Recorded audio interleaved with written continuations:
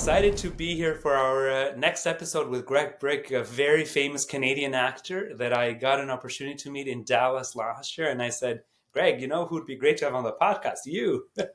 You'd be the first professional actor that has joined us here, and certainly a profile that we don't encounter often, so it'll really resonate with our audience. Thank you for joining me, Greg.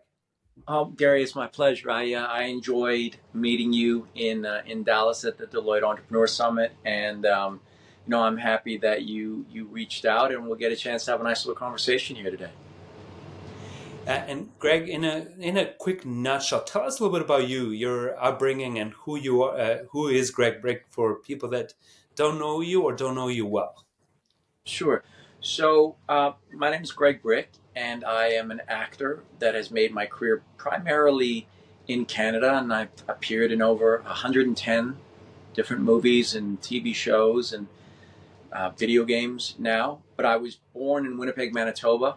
My dad, Don Bryk, was a lawyer there and then became a federal judge. My mom, Doreen, was a teacher until she had me, and then she was a stay-at-home mom and had my brother, and she spent her time raising us, and then when my brother became in his early teens, she went back to worked at a school. I grew up playing a lot of hockey, a lot of football, was fortunate enough to get recruited to go play football at Queen's University. My life trajectory, I did debate in high school, student council. I thought I was going to be a lawyer in politics. That was the path that was mapped out for me. I think it was what I knew. If I knew the two things, I thought I'd be a teacher or a lawyer. The two maps that were drawn out for me. Went to Queens, played football for the Golden Gales. Was lucky enough to be one of 4 freshmen to start and dress for every game as a rookie. Was part of some very good teams there. Ended up winning the national championship, the Vanier Cup, in my 3rd year. And in my 3rd year, life took a detour. I had an elective. Oh gosh, you should never have an empty space in your schedule, right? Had an elective, and I took a playwriting class. Because I had always written a little bit of poetry, I was interested. I took this class with a wonderful professor named Fred Uringer at Queen's. He was a very renowned mask maker across Canada for the Stratford Festival and theaters really all across the country. He liked the way I wrote my material. He liked the way I read my material. At the end of my 3rd year, still basking in the glow of being a national champion, he pulled me aside and he said, I don't know what your plans are moving forward with football, but there's something interesting the way you read your writing. Maybe you might think about acting. I'm going to be directing a play the next year. And I was a good football player, not a great football player. Definitely not good enough to be a professional football player. So I thought, I want to try something different. And he was going to be directing a production of Hamlet. And he had a very interesting idea because he was a mask maker. There was going to be 6 or 7 actors in the company, and they would each play Hamlet at a different part in the play. And you would change masks and the mutable self. And it was this really sort of interesting concept. And I started auditioning, and it was about a 3-week process where he would have different people. You'd be Hamlet one day and Claudius the next and Polonius and Ophelia. And I mean, it was really identity fluid.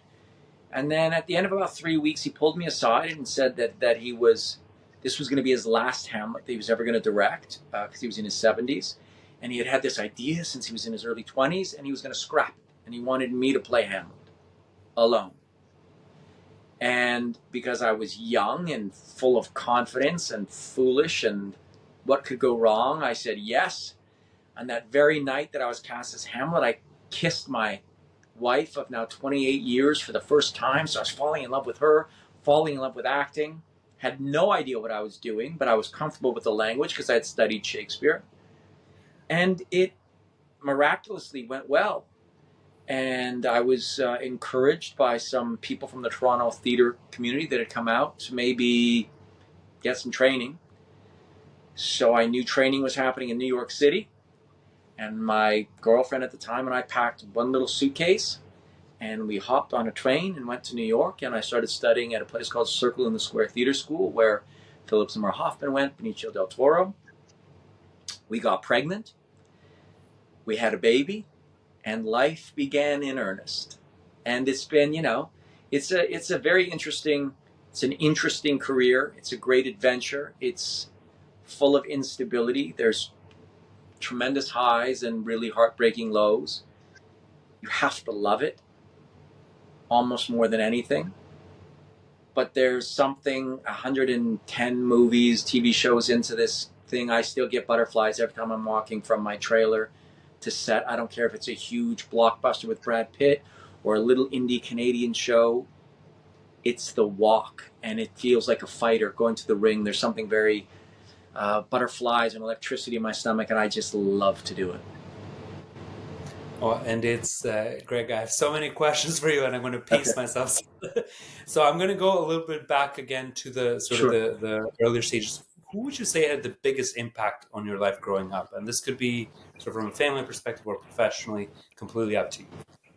My family, my parents, were a huge impact on me. I was fortunate also to grow up in Winnipeg.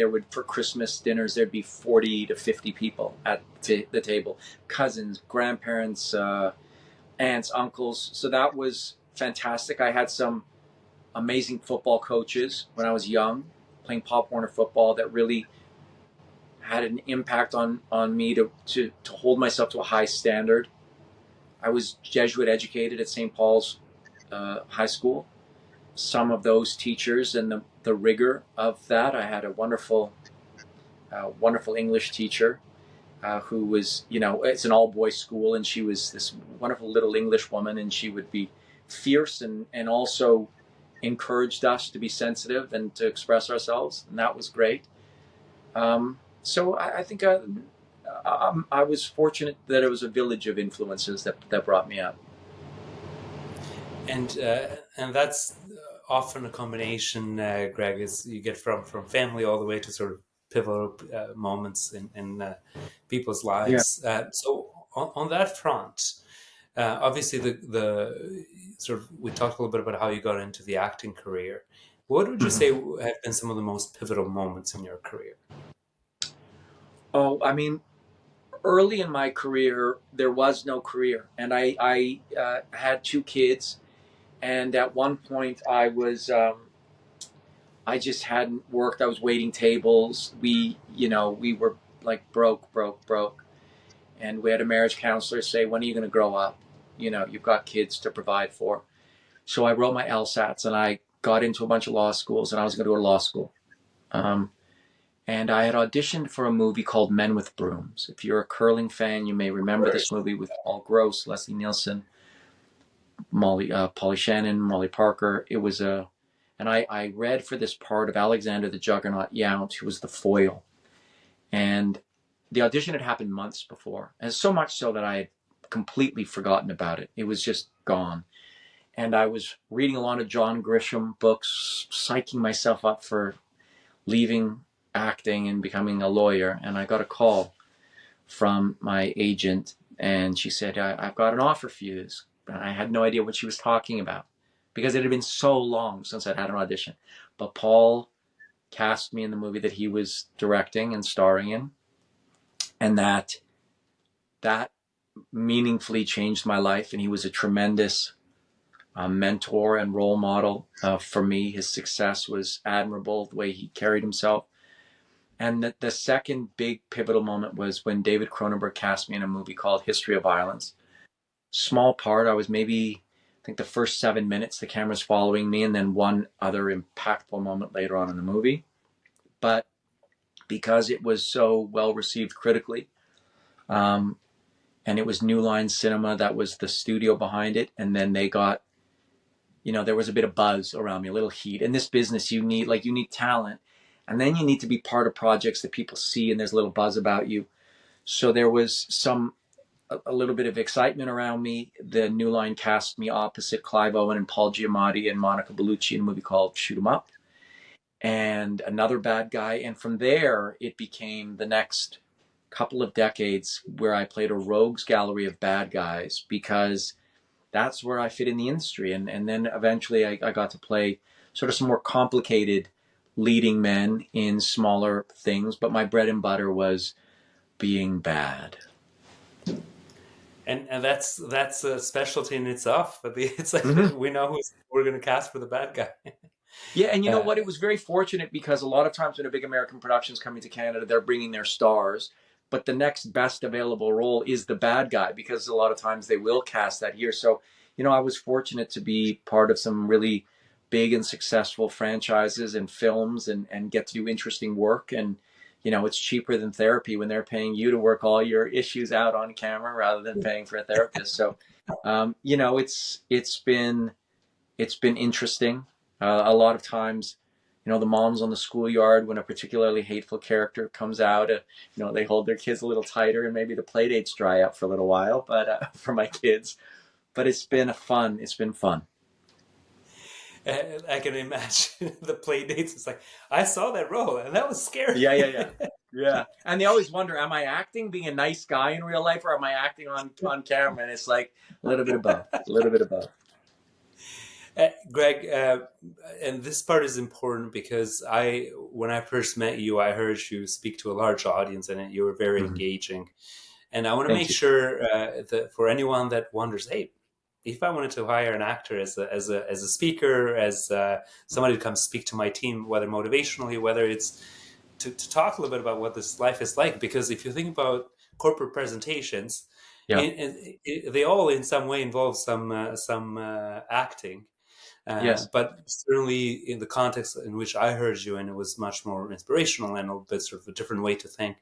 So, what does it look like? How can certainly if people want to get you to act, it's a lot easier. Easier. Contact your agent. What does it look like? How do corporates engage you to Well, get you so to I speak? have my acting agency, which is OAZ in Toronto. I have a guy named Nick Sates at OAZ, who deals with my public speaking, and Perfect. he handles and organizes all of that. And it's something that I've started doing more of, and I really enjoy. And I found, I think, an interesting hook to use acting tools to help play the roles in your life more successfully. And I was fortunate to be asked to do a TED Talk at Queen's University a few years ago. And the broad sketches were I'd spent my life shaping myself to fit the vision of a character from an author, and reveal parts of myself that are maybe less typical or less habitual. If there were things missing in me, I'd have to develop those skills in order to fulfill this role. But in my real life, I was sort of floundering and not particularly playing any role with great success or skill. And I thought, well, why can't I just um, treat my life as if it's an artistic venture, and decide what story I want to live, what I want my life to look like, what would be the version of me to best play that role, and be very specific and write it down, and then start to shape myself, start to move in the same way as an actor. I prepare for a role, start to create that life. And it's not lying. The best actors, I don't care what role they're playing, they're not playing the regular version of themselves, but they're playing parts of themselves. And so much of our life requires different elements of ourselves. And if you can delineate between the two and transition between the two and bring upon the qualities that would help you succeed in this forum and help you succeed in that area of your life, and they can be very different. And there's using wardrobe and voice and speech and movement and emotional preparation. So I started to look at ways that I could take these acting tools and apply them to living life more successfully. And that sort of got expanded into this corporate talk and the workshops that I like to do, where I help people fully realize the role in their corporation that they need to play. And obviously they got hired because they have certain qualities that line up. But this helps you become the ideal version of it, or your ideal version, in the same way that, James Bond's my favorite example. You have all these different actors who play James Bond. It's the same character with the same essence, but there's just different. Daniel Craig is different than Sean Connery, Roger Moore, but they're all playing James Bond. So for your sales force, they're all going to be different versions of this ideal. You're playing your version of that role. And it's been very rewarding. So I've expanded my TED Talk into a longer corporate speech, and doing some workshops with some people, and I've really enjoyed it. And it really resonated for me, Greg, because if you think about it, we're sometimes so enthralled in our day-to-day work and so busy doing what we're doing. And when we go home, we have to be a different person because our Yes. kids don't care for Yeah. us, and our spouses don't care for us to be sort of the corporate people that we were, or regardless of what type of job we do. So shifting that, Right. how we are, is so important. And I think that's where it really resonated with me. And I said, it's an actor's perspective is extremely important because in many ways you have to shift enough that you are your best self with the kids and with the family, etc. Yeah, absolutely. And I mean, particularly the type of, I play a lot of really monstrous parts, and there's parts, there's things I have to access in myself. There's things I have to stir up that you just can't bring home. So a big part of the work is not just becoming the character, but also undoing that work when I come home. There was a wonderful thing that sort of went viral the other day. Mike Tyson was being interviewed by William Shatner. I don't know if you saw this bit, but it I was sort didn't of, it was, so William Shatner has a podcast, and who knew that it would have been so insightful? But I was a huge Mike Tyson fan when I was growing up. Loved boxing, boxed myself, loved Mike Tyson, and he used to cry, particularly when he was young before he'd enter the ring. He was very emotional. And William Shatner asked him about that, and he said, "Well," Mike Tyson said, "Well, that's just who I am." And Shatner said, "No, what is that? What's the feeling behind that?" Mike said, "I would cry because I didn't want to be the person I was going to have to become to step into the ring." And Shatner was like, ah. And he said, not just the violence I had to bring, but also all the things, the jealousy, like all these other qualities that came with Mike Tyson, the fighter. Now, Mike Tyson didn't know how to undo that work at the end of a fight, and that led to some real complications. Like he'd open Pandora's box and access the things that made him the most dynamic young heavyweight in history. But he didn't know how to put that back in the box to then go and deal in normal civilian life. Soldiers have that same problem. People that are in really physical or violent, stressful environments like that. Corporate world. I mean, if you're Succession, if you're the dad from Succession, you might be a killer at work, but your marriages are destroyed and you have no relationship with your kids because you can't turn that off. And I teach a process of both becoming and then unbecoming. And a lot of people, the mistake is that you can't just let go of work. You have to grab onto something else. So the work is not just letting go of that, but actually becoming and grabbing a hold of qualities that will allow you to play the husband or the father or whatever it is, and whatever it is you need. So, Greg, I would recommend to any corporate people listening, which is mainly when we get to the podcast, Right. to chat with you and have that discussion because I think it's particularly helpful. I would And love to. I would love to. the reality is much like the how good actors really dive into the role and read of profiles of people like the ones they're playing, etc. Yeah. Our daily life shouldn't be very different because we need that level of effort in everything we do. Yeah, absolutely. There's the difference between good and great is the passion, is the commitment, is the focus, and it's the willingness to immerse yourself fully in something. And I think a lot of times there's a difference. There's a difference between making an effort and making the necessary effort. A lot of times we feel, oh, well, I'm trying, but there's a difference between trying and doing what you need to do to succeed. So we always do some snippets from every podcast. I feel like that's going to be it, or one of the ones for you is the difference between good and great is the passionate commitment to actually get something done, and it's yeah, it's so true. and Greg, that's I'm true no gonna matter what your field is. 100%, 100%. Yeah, I don't think anyone would argue otherwise, and it's the like I said, that for me that really resonated when you said we got to do that in every aspect of our life, right. and we have to be our best actors in every aspect. So that's Yeah. to this day still resonates. Well, I'm glad it did resonate with you. And another thing that I think is important is I know when I was a young actor, I was afraid that because I was quite a volatile young man, and I was afraid if I let go of that, then I would lose what made me special and dangerous and electric on camera. So, and I know a lot of people, well, I don't want to soften my edge because I need this to negotiate deals, to grow my company, to be a titan of industry. So that's why the idea of play is really significant as an unlocking key, because you don't have to not be you. You just have to be this different version of you for now, and you can put it away. I mean, literally, like if if you're, the dad from Succession, if you come home and you put on a cardigan and corduroy pants and listen to James Taylor and just channel your inner Mr. Dress Up, or one of those, and just play it like it's not you. It doesn't have to be you. You don't even have to. Nothing changes. Just for this moment, just like Halloween night, we have the freedom of a costume and we can behave however we want.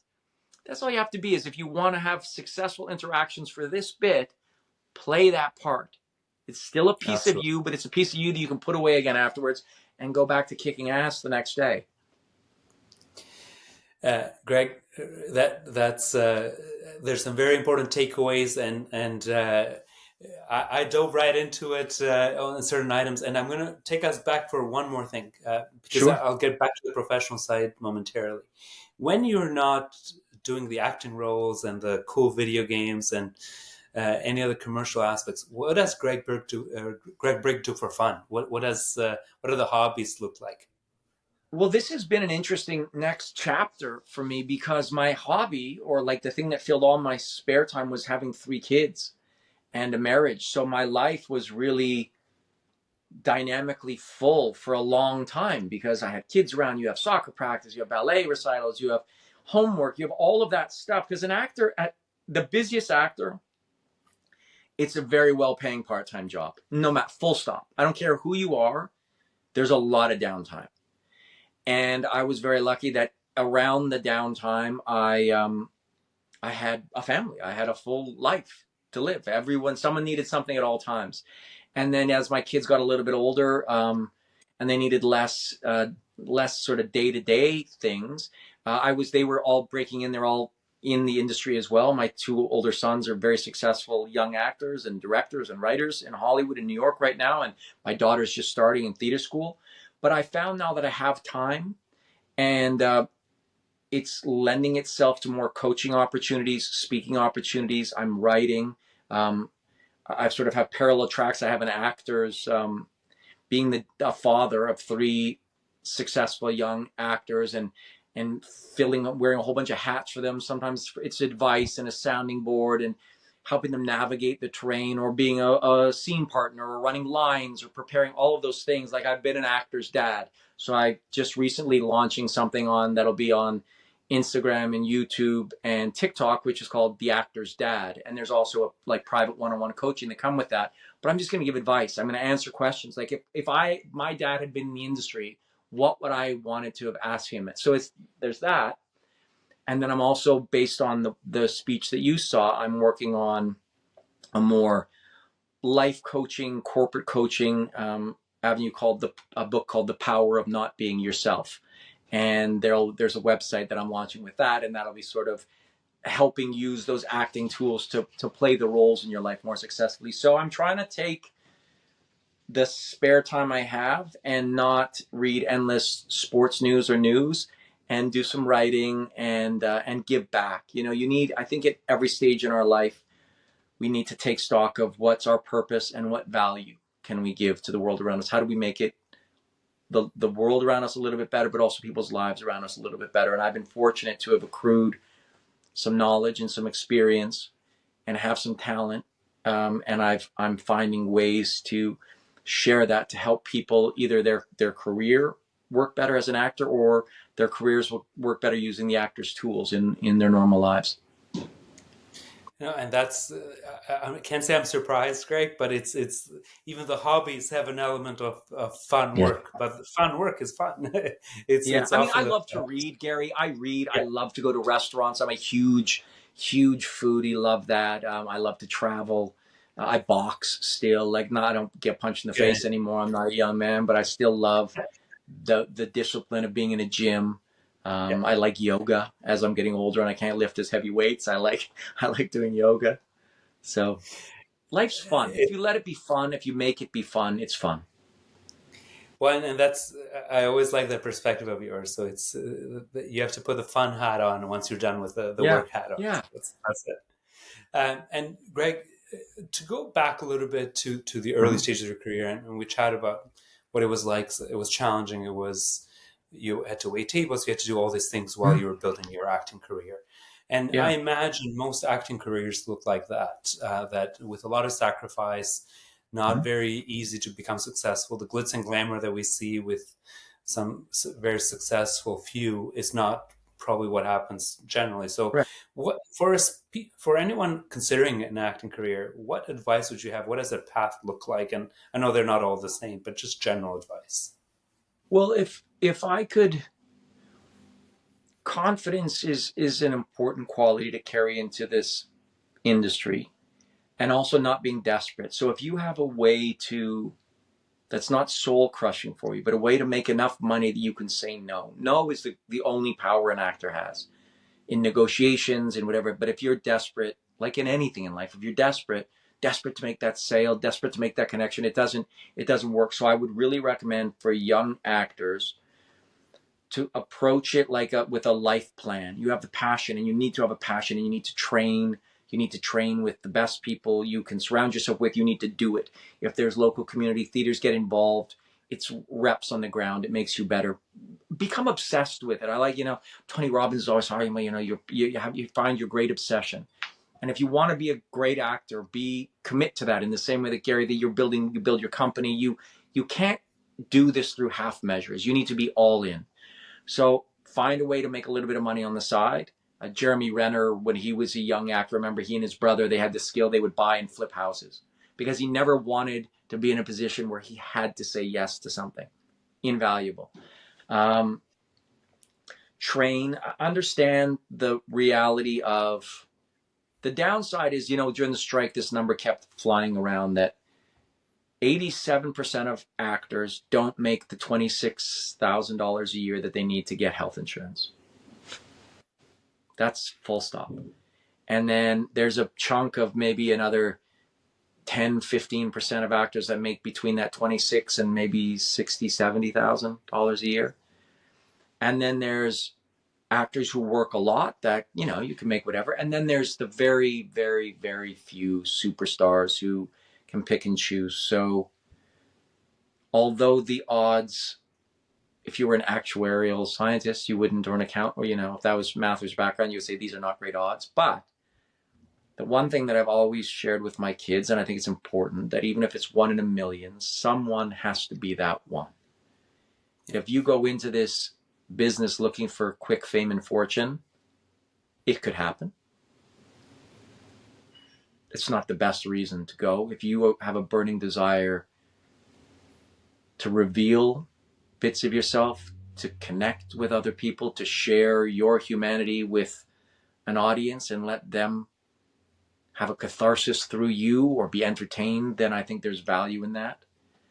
I think that we live in a world right now where people want immediate gratification, and there are no guarantees. It's talent meets opportunity meets luck, and it can happen. You can get discovered walking across the parking lot, I guess. It used to happen anyway. You could be, your first job out of the gate could be on a show that becomes wildly popular and your career gets made. But I would approach it as more an act of service, something you love, something you feel compelled to do, rather than a get-rich-quick scheme. Because, to be honest, there are easier ways to make money in this world. And if you need stability in your life, this is not the career for you. This is a bit of a pirate's life. We're kind of circus folk. No, and I can certainly appreciate that because it's so gig oriented, Greg, and that naturally sometimes they can be more concentrated and you can have a lot of work, and sometimes it can be drier periods, and it has challenges for sure. Yeah, for sure. I mean, there's very few actors that achieve escape velocity where they're at that point where they're just getting scripts offered to them, and the movie stars, the people are people that are the top sliver of the iceberg. But you can make a living doing it, and also the skills, to be honest, are translatable. I mean, if you, in sales, in anything where you need storytelling, communication, you need a human to human element, the skills you'll learn and develop and hone as an actor are invaluable. because you're Well, that's communicators. that's it. So to me, I was like, I'd love to have Greg speak to my sales team and say, how do I sell translation technology and make it sexy? Because Well, by definition, but you know, but no, but it's interesting you say that because, I mean, that is something that can be taught and something that can be developed because, and there are acting tools to do this because sometimes I'm going to get a script and it doesn't resonate with me at all. But there are tools and techniques that you can use where I'm going to substitute things that I'm really, when I'm speaking about this, I'm really speaking about that. And I think everybody, part of good leadership is to find that spark of passion within someone and then transmute that to the story you're telling about a product. Yeah, I mean, Gary, I'd love to come and talk to your sales team. I think that everything has a story, and everything that has a story has a heartbeat, and where there's a heartbeat, there's passion. and it's about the passion. That'll be, like I said, this will be a takeaway Yeah. from today's podcast. And Greg, I think that's really good advice for anyone aspiring to be into this space. And once you got into it and started getting some traction, what were some of the opportunities that you were the most excited about, and then sort of maybe initially that didn't pan out to be quite as exciting, and then some that you weren't as excited about, but it turned out to be great opportunities? Well, I love work, and there's been some of the productions. I was shooting with just a little part. It became a little part in a movie with Brad Pitt a while ago. That was very exciting. Being even a young actor at the Stratford Festival in front of 1,800 people, that was exciting. I love the travel. I love the sense of camaraderie. I had an opportunity to be a part of a miniseries called Book of Negroes based on the wonderful novel, and to shoot in Africa for a while was pretty extraordinary. I was shooting in Tajikistan right after 9/11, like right on the border of Afghanistan. That was very interesting. So the video game was the biggest surprise for me, how much it went from something I wasn't interested in doing to something that became this huge global phenomena that had a lot of, the excitement and the glitter around flying around for press tours and doing promotional things where they're flying me in helicopters. And like, that was, I mean, I'm still Greg from Winnipeg and I still get excited. Like I walk down the street and if there's trailers set up and they're shooting something, I'm like, oh, what is that? As if I'm not part of the business at all. So I still am a little kid about the business. I still can't believe that I get to do this, that they invite me back to the table again and again. I feel blessed that I've had maybe two not great work experiences. And even then I was able to sort of find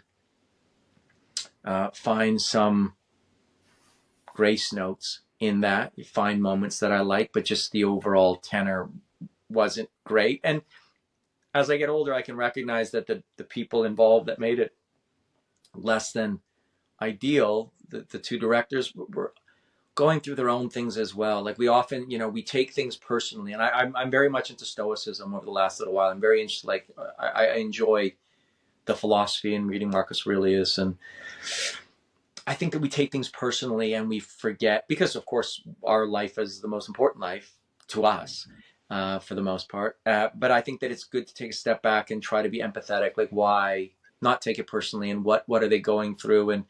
And instead of being annoyed by them, and not to be a pushover, but like, how can I accommodate this to make sure that we succeed as a team, even if I'm having to put my ego in the back because my ego has been hurt in some way, or this process isn't the way I want to work. I think it's important, and maybe a sports background helped me in that, is that at the end of the day, the team is more important than me, and the project at the end is the most important thing. So As Greg, to your point, as the Stoics say, we don't control what happens to us. We can only control how we react to it. So it's what we make correct. of And it. that is, yeah, absolutely. And it's an important, listen, that's a challenge. And it's like a meditation that something you could meditate on daily. But I think the more you keep that front of mind, the more able you are to live that. For sure, for sure. And in many ways, Greg, it's no different than a regular business. The 80-20 rule, that often 80% of your revenue is from 20% of your clients, and then you have Sure. sort of another 80% that is, it doesn't become great earners for you, but you need it for diversity of experience, etc. And Yeah. they become learning experiences. I suppose acting is no different in that sense, because you're going to get some gigs that don't work out to be quite what they were, what the potential that you may have initially thought they were. Yeah, absolutely. And it's such a collaborative, much like running a business would be such a collaborative art form, particularly film and TV. There's, you can, what can happen on the day on the set, but now you have, well, what take did the editor pick and the director pick for what, and a lot of times your best performance isn't the one they chose, but it's framed best or there's a sound issue. So you really have to live by, I'm going to do the best work I can do now, and then I have to let it go. It's out of my hands. And then I have to just be grateful for the next opportunity to do the best work I can. And the less you attach to the result that you want as opposed to what it's going to be, I think the happier and saner you'll be. And that doesn't mean you shouldn't strive and push for better and better. I mean, you don't accept inferior work. You don't accept mediocrity, because no one benefits from that. But once the die is cast, the die is cast. And Greg, you've had a great career yourself. You've also worked with some very famous actors and Yeah. actresses throughout your career. What do you all have in common? What are sort of the common ingredients of success in this business? I think that I mean, I make a distinction, even though the vast majority of them are wildly talented as well, but stars and then really great actors. And sometimes they're not, the great actor doesn't always become a star. I think that there's a confidence in the work, maybe not in real life. Like, I've met some wildly successful and famous actors that are absolutely dysfunctional and neurotic and anxious, but when they're working, there's something that maybe it's what they're meant to be doing, so they find their raison d'etre, and so there's a confidence there. I think there's a great sense of shared humanity, a generosity in the work. Again, I've seen terrible behavior, but in the work there's a generosity of spirit. And people like Elizabeth Moss, when I did Handmaid's Tale for a little bit, I don't know her personally at all, but she was such a spectacularly present actor that it was almost like she was projecting her thoughts into my mind. I could read her mind. It was that, like, her intentions were that clear. She was so present. Donald Sutherland, Clive Owen, Giamatti, Viggo Mortensen. I mean, some really, really, really great talents. And it's always, there's a great fraternity of equality amongst actors too after the first take. I think that stars feel guarded at first because, they don't know. But if you do good work with them, then you're a band of miscreants, running off into the night, and lifelong lasting friendships start, and there's a great respect amongst, in the same way that I think between fighters, there's a respect for people that are willing to put themselves on the line like that daily. And I've heard the same thing with athletes as well, Greg, Yeah. and like sort of the certainly with a lot of people that are sort of in similar business that is so intensive that where marginal effort can be the difference between Yeah. can be the difference between winners and first and second place. So. Oh yeah, and some people are just, it's like they've been touched by God, for lack of a better word. Like, they just come across on camera. They just pop. And a historical, I remember when I was a kid, I had a poster of Marilyn Monroe on my wall. James Dean and Marilyn Monroe. But I'd never seen any of their movies or anything. And it was much later, when I was in my early 20s, when I finally saw a Marilyn Monroe film. And the second she walked on as soon as she was on the screen, it was like this jolt. James Dean, Marlon Brando, and Brad Pitt. I mean, these people, there's just something. DiCaprio.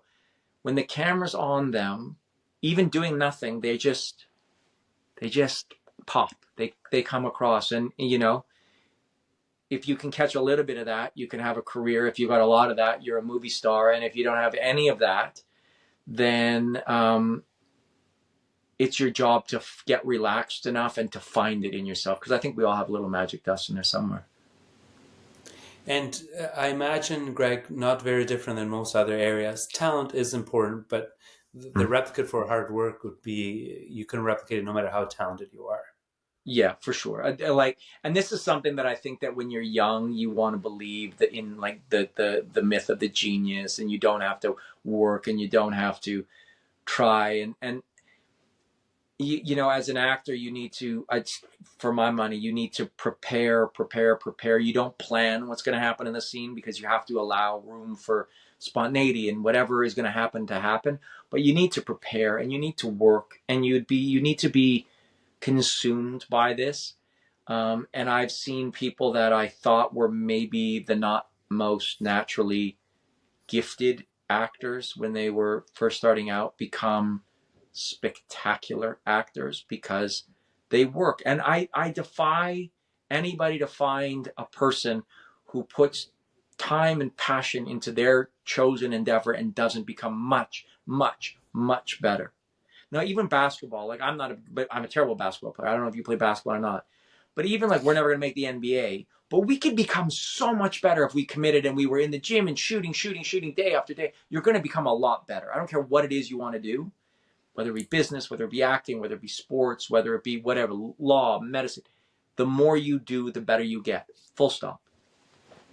And that's what we need, passion in life. Yes, you do. Because you don't want to, that's the thing, like how can we commit ourselves to drudgery? Like if you don't at least, if you can't find a reason to love, and love doesn't necessarily have to mean falling in love, like when you're first falling in love with someone. I think of like love is for a vocation is like a marriage. Like you work at that. You have to find ways to make it exciting. You have to find ways to reinvigorate yourself.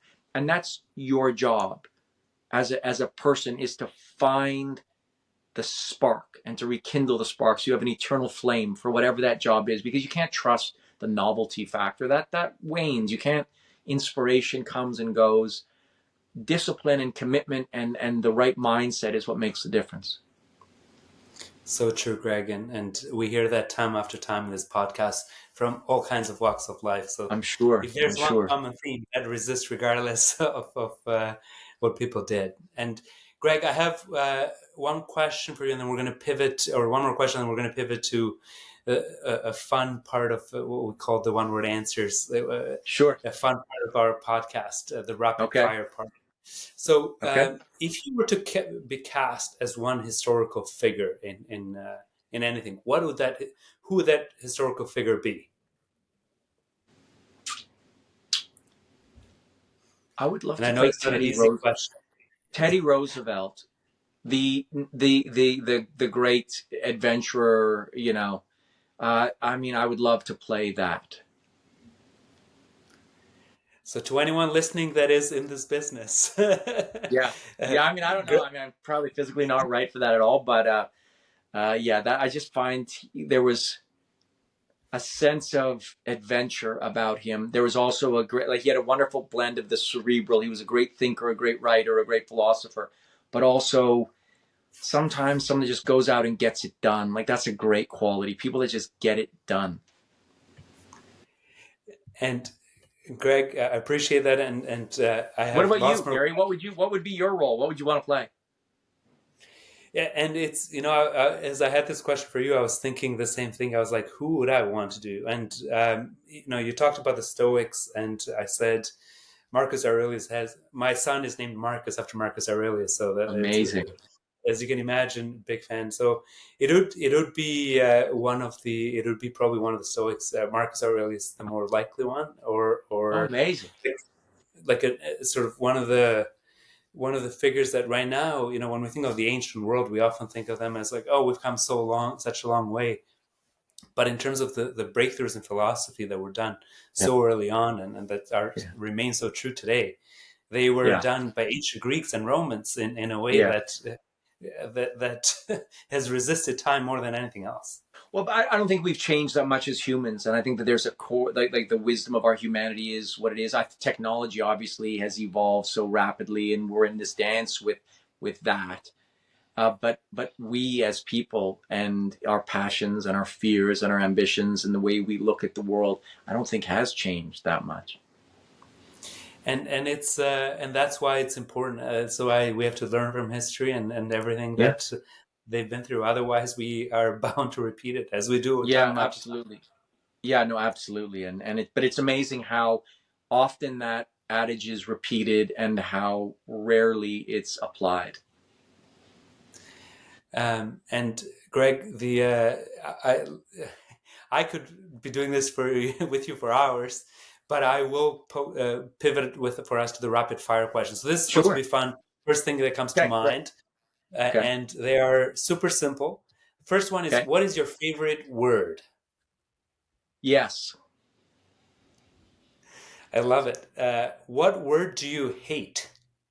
Fear. Fear. What word do you have a hard time pronouncing, if any? What's the name? Giaflanakis, the actor. I mean, that names would certainly My be kids laugh at me like I butcher so many names so often. I don't know why that is. It's a running joke in the family. What is your favorite word in another language, if any? J'adore. Adore, Okay. Hayes. Um, do you speak any other languages? I speak French a tiny bit, but I'm working on it. And I'd like to speak Spanish as well, but that's a distant goal. So that'll be part of what we can provide to you at Alexa. Some it's part of the Well, collaboration. Get you some exposure yeah. to the French and Spanish. Yes. I mean, yes. And what's one word to describe yourself? Engaged. And I must say, from the little I know you, Greg, all of those truly resonate with me. So, despite it being rapid fire questions, you got to the essential answers immediately. Well, Gary, I do appreciate you inviting me on to this podcast, and it's an opportunity to speak to and connect to a different audience than oftentimes I get to connect with, and with you personally. I really meeting you in the airport that time, and we've chatted a little bit. Still going to get together for dinner soon. Absolutely. I enjoy this, so I appreciate you inviting me on today, and I really enjoyed this time. No, same here, Greg. And it's I thought about it earlier. I said I should have thought about this sooner, but I'll buy it better late than never. Everything So in its time. Everything exactly. in its time, Gary.